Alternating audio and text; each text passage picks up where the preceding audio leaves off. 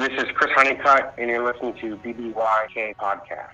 You're welcome, Internet. This is Viet Duan, and we're back with another edition of Face the Facts, a series where we interview professional athletes and ask them the tough questions donks like Luke Thomas are too busy perfecting their resting bitch face to ask. Look, Luke, you meet one donk, you meet one donk. You meet 10 donks, you're the donk.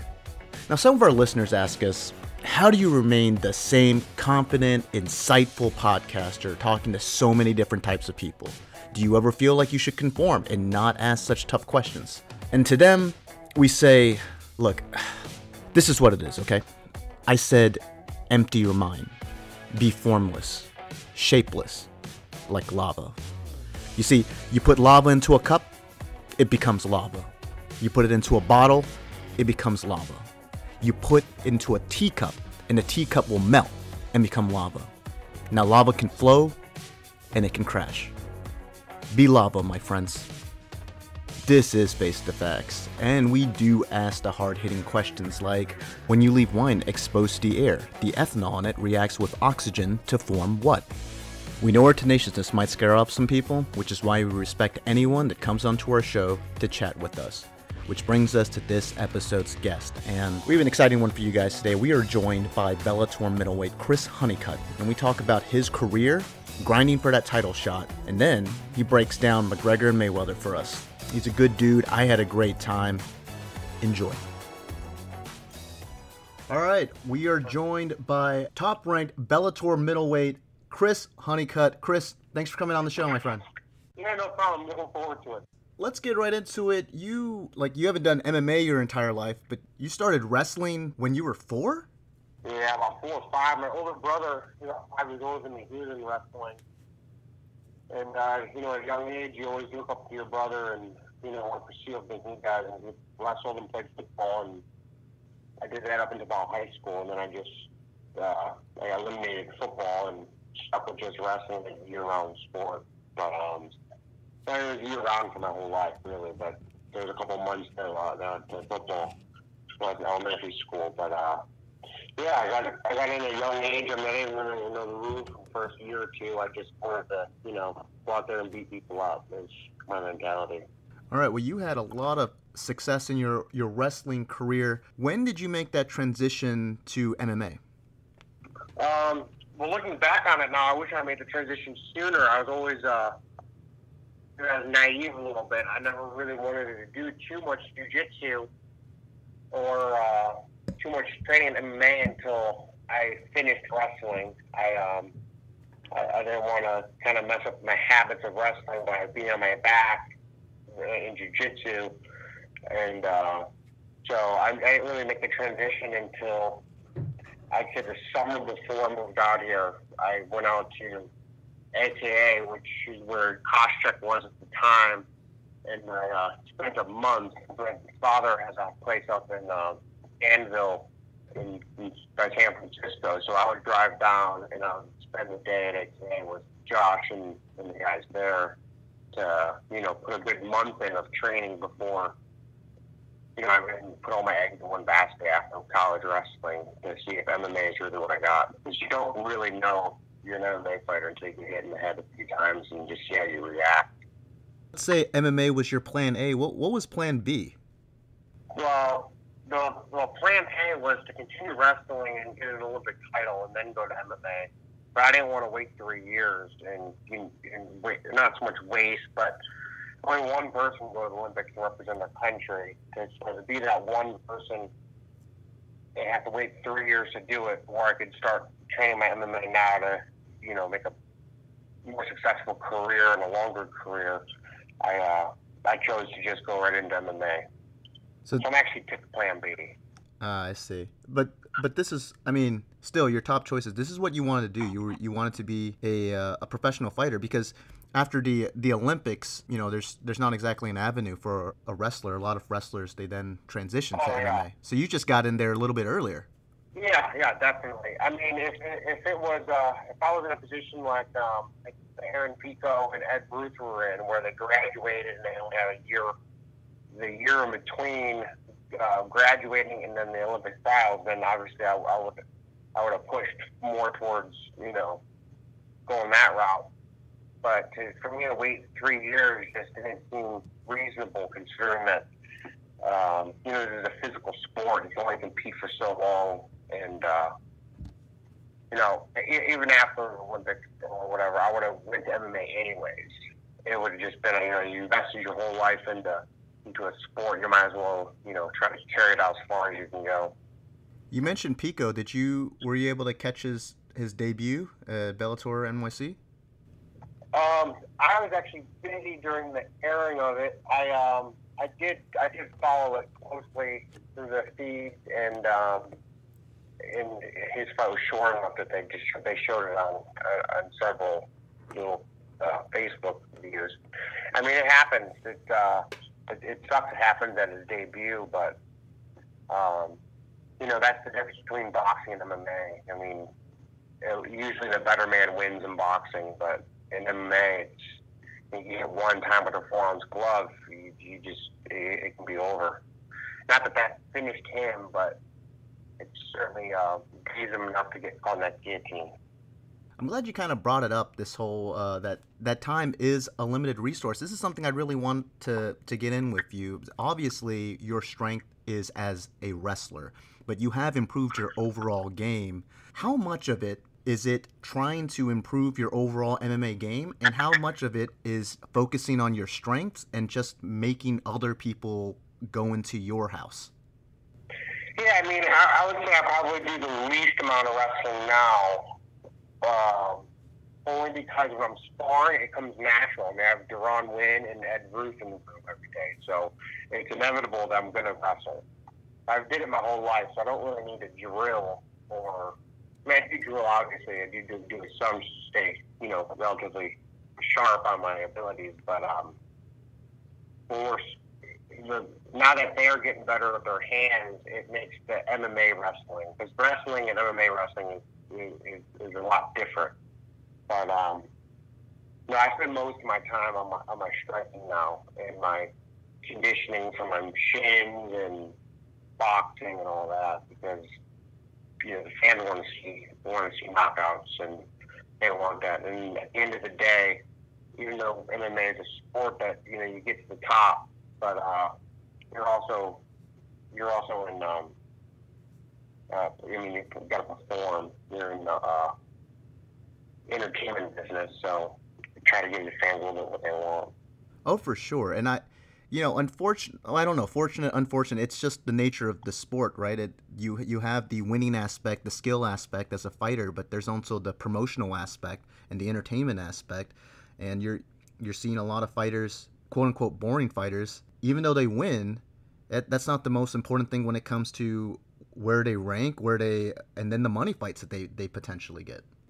Yeah, I mean, if it was all about that, then wrestling would be a very popular sport and be selling pay-per-views on that. But it's a sport that that I love and a lot of other people do. But it's just people just don't want to watch people rolling around. They want to see someone get hit real hard. Yeah, and I think you don't see guys that come in and they depend on their grappling, their wrestling, or their jiu-jitsu, and that's it, and they're kind of hesitant on the feet and they can't wait to take it to the ground. But then you have guys that have gone all in on their ground skills and grappling skills, like a Damian Maia, and have found a lot of success just going, hey, I don't really want to compete in this other stuff. I'm going to try to find a way to take you into my world because I can beat you there. Yeah. I mean, they're a little more... that's about as exciting as you can get as a Damian Maia. I mean, Damian Maia is very exciting. His jiu-jitsu is unbelievable. He's not just, trying to take someone's back and figure for the body and then just wait for time to run out because he's in good position. He doesn't necessarily have to go for a submission. He can just, tap, just enough so the ref doesn't stand him back up. But, he's trying to finish fights, and that's what people want to see. I should say, the ground game is a whole. People want to see people get either knocked out or submitted. It's when you take someone down and you're just controlling them the whole time. Now, I can appreciate it, and I'm sure a lot of wrestlers and jiu-jitsu people can appreciate that, but as an average fan who wants to see someone's arm get broke or get put unconscious. So as a fighter, how do you balance that? And like in the gym, how do you train for that? How do you tell a fighter, look, you could do this and it's going to be boring, but you would probably get the W, and like what, risk Well, it? we fit the round. I mean, if I go, I mean, I'm in love with the sport of boxing now. I with my boxing coach almost every day, trying to get my hands as fast as I can, and cause I've never actually had to learn really until I transitioned to MMA. Because I started wrestling at such a young age, I don't really have a thought process of really learning the sport. I kind of just grew up with it. So until I made that transition into MMA, I never really had to focus on anything. Everything kind of came natural.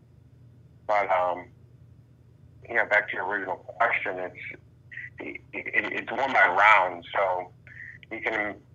I'm obviously going to do my. I'm going to try to win the first round doing my strength. So if that involves me wrestling or whatever, then so be it.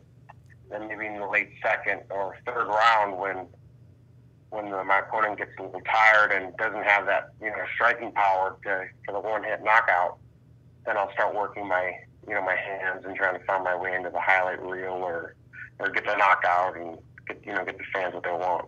I find it interesting. You brought up that wrestling and then MMA wrestling, they're two different things. And I agree with that. I see MMA in general as its own skill set.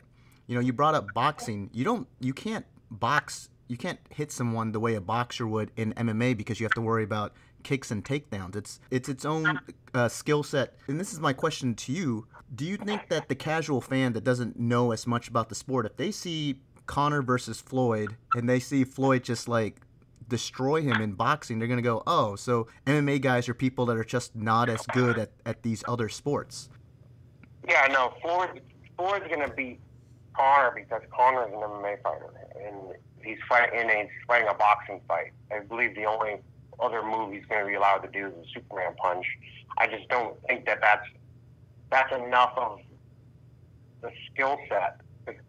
From what I hear, Conor started off as a boxer and then he went to MMA because he wasn't having a ton of success. Now, I could be wrong. I don't follow the guy like some fans do. I hardly follow any sport, particularly. I have a couple of boxers that I like to watch if I happen to be on. But I see. if it was striking and not, so it's not mixed martial arts, but it was just all arm strikes. So he was able to do spinning back fists and stuff like that.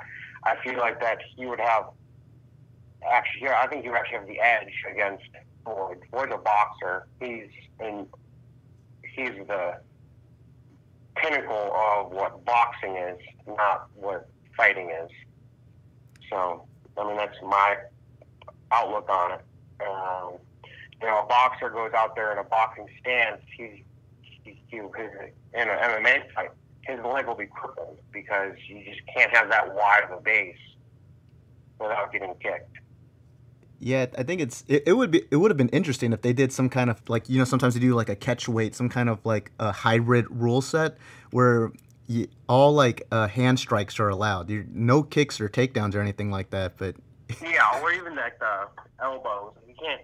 Even if they just the elbows out, where it's just all hand strikes. Then I definitely think Conor would have more of a opportunity to win a fight with Floyd, especially in a boxing ring. And I mean, good for Conor. I mean, Conor's going to get a huge paycheck out of it. But, I mean, this is Floyd's world. I mean, he's been beating some of the best boxers in the world. So, and then an MMA fighter that just happens to spend, 6-7 months boxing. I mean, that's a lot of catch-up when Floyd's been doing it since, I don't know how young he was, but I know he's been doing it for a long time, like 13 or 14 years old at least. yeah, I mean, he's been boxing professionally for over 2 decades, and then people forget he was a bronze medalist in the Olympics. So yeah, it's a lot of time to fine-tune your skills. Yeah, but at the same time, I think if Conor was allowed to do the spinning back fists and all the other hand strikes, I just don't know if Floyd would, because I don't know if Floyd even remembered learning boxing. I think it's the same way as me in wrestling. You just kind of grow up with it, and you just get good at it, and you find what works, and you just become, complete, like a doctor's degree in that ability. And, you slip some of these slips that Floyd does, where he just pulls his head back. He'll drop his left hand for that check hook. And he does that to counter the person's straight right. But Conor would come back with a spinning back fist. That would give him more of a reach. And I think that would hit Floyd a few times. Hold on 1 second. All right. Puppy, get out of the garden. I got 3 dogs, and they're all misbehaving. All right, let's get back to you. You're coming off of an impressive decision victory over Ben Ryder, and now you're going to be facing Kevin Casey at Bellator 182. What have you been doing to prepare for this fight? My jiu-jitsu's I've been stepping up on my jiu-jitsu as far as defense, but I think for this fight, my biggest attribute is going to be my cardio.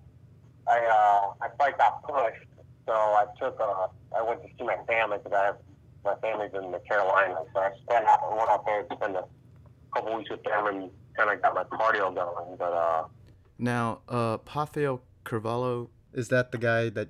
I mean, that's got to be the goal. If not him, I mean, it's the belt. Whoever has the belt, right? That's the. Oh yeah, yeah. I mean, that'd be the goal to fight. I'm hoping I can get a title shot here in a fight or two, or maybe after this next one.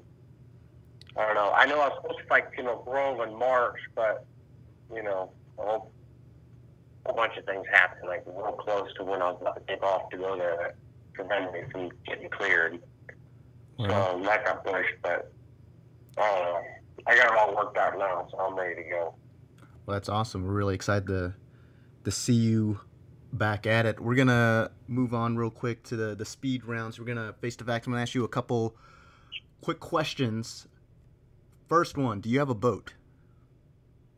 I do not have a boat, but I want one. Now, if you had a boat, what would you name it? Name it? I wouldn't name it. That'd be a Mastercraft. Name it Mastercraft. Mastercraft.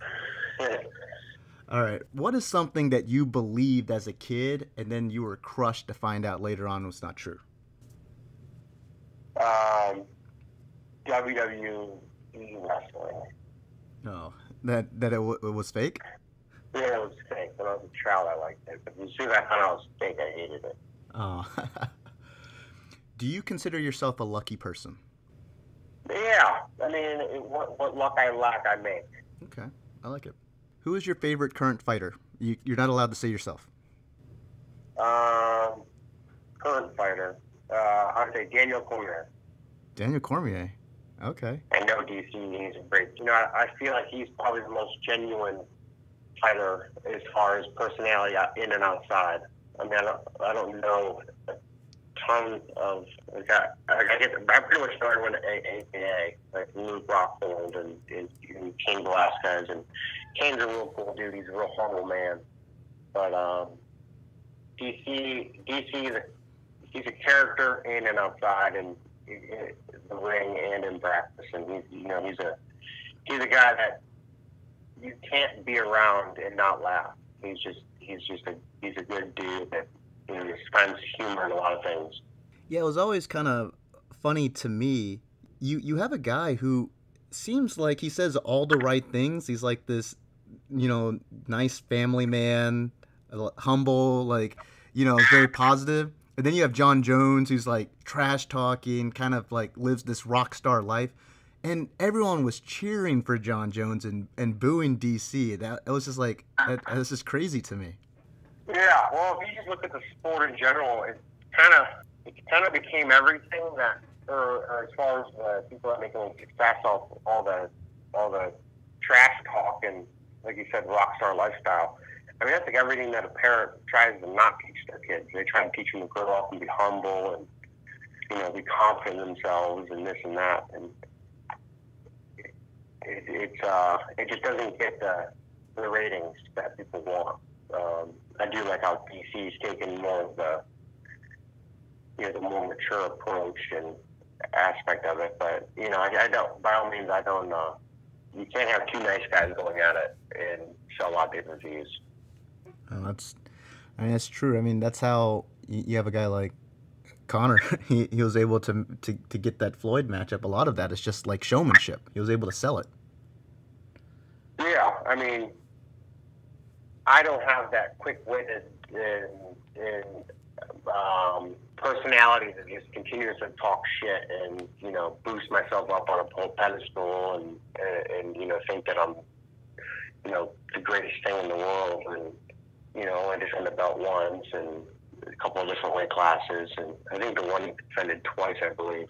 I don't know. I don't really follow sport real close, but you can't go on Facebook and without seeing a thread about Conor talking trash about someone.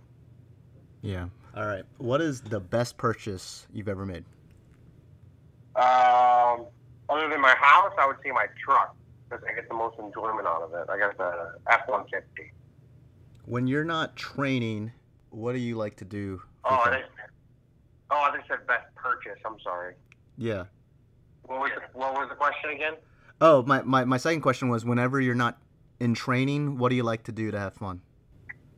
Oh, I play a lot of video games. I'm a big video game player. I've been playing Rainbow Six Siege pretty much obsessively for the last year. Oh, okay. Are you a console guy or PC guy? PS4, so console. I don't have a computer. That's fine. I got a PS4 too. That thing's pretty sweet. Yeah, hopefully at this next fight, I'm gonna trade mine in the PS4 Pro because I want that terabyte. Yeah, it's pretty nice. It's pretty nice. So you said you're a Rainbow Six guy. What else do you play? Yeah, that's about it. I was playing Call of Duty there for a while, but I don't. Ever since World at War and Black Ops 2, I really didn't find any other. I mean, I played Ghost and I bought Ghost and a couple other ones, but I played it for like a half an hour, and it's just too much running around. I think Rainbow Six is more tactical, and The Last of Us was a good game too. Oh yeah, that was tactical competitive. Incredible game. It's really Which good. one, Last of Us? Yeah. Yeah, that was a great game. All right, if you I don't really play storylines, but that's a great storyline. All right, if you can meet one fictional character, who would it be? It could be from a movie, from a book. Oh, jeez, that's gonna be a hard one to answer fast. Fictional characters, someone that's not real. Movie, book. Probably Scarface. Scarface. I'm just saying. I like it. Just because I like the accent. I don't know. He'd be a cool guy to mess around with. For sure. All right, and then the last question: what % chance do you give Conor to win his fight over Mayweather? 2%. 2%. 2% chance of winning. I guess that's pretty good. A lot of people are giving it 0% chance. So. Yeah, well, no, that would be incorrect. Everyone's got at least a chance. Yeah, I mean, I think you were saying this for MMA and not boxing. I mean, you just said that usually in boxing the more skilled guy wins, but you did say MMA. There's a bit of like gambling involved, you know, depending on like what risk you're willing to take in the cage. So. Yeah, well, the 4-ounce gloves. I mean, you're not really getting. I mean, you get hit, even if it's just a jab. I mean, you're getting cracked. I mean, especially since the 4-ounce gloves, the tag's not really on just your fingers and your knuckles. It's on the back of your hand. So really, you're not getting hit with 4 ounces. You're getting hit with like a 1/4 inch thick, stiff padding. And really, all that's going to do is protect the guy's hand from breaking. Yeah, I don't know. I just don't know if Conor's going to be able to even hit Floyd. Yeah, that's a good point. It's a boxing match, and Floyd never gets. I mean, he does get hit, but he hardly gets hit. And even when he does get hit, he ties him up, and because there's no I wouldn't say grappling as far as on the ground, but there's no dirty boxing and over-unders and pushing against the cage to tire their arms out. I mean, even that would, I think, slow Floyd down a little bit. But as soon as they get in the clinch, their rep's going to break them. So Conor's literally going to be on the outside boxing the entire time. I just don't think he's got the cardio for it. All right. Or the ability to outbox a boxer. I actually lied. One more question. What percent chance do you give yourself in your next fight? 99.9%. We do wish you all the best in your next fight. We're going to wrap it up. Chris, you are a really exciting fighter, and I mean, the fans love that. I have no doubt that you're going to be fighting for that belt very soon, my friend. And I want to thank you again for coming on the show and doing this with me. Oh, thank you so much. Anytime. Just, you got my number now, so just shoot me a text. I would like to thank Chris once again for coming on the show and chatting with me. He was a really cool guy. I had a great time. And you guys are going to be wanting to tune in to watch him fight at Bellator 182 live in Verona, New York. And for all you Conor McGregor fans out there, this also happens to be the card that Sinead Kavanagh's fighting on, Dublin's own. So you guys are going to want to tune in for that one. We wish Chris all the best in his fight against Kevin Casey. Hey guys, if you guys enjoyed this, why don't you give us that thumbs up? And for the latest and greatest in all things VBYK, why don't you hit that subscribe button? Why don't you hit me up with your thoughts and questions in the comments section below, or you can tweet them at me at FaceTheFacts22, and maybe your tweet can be featured in our next episode.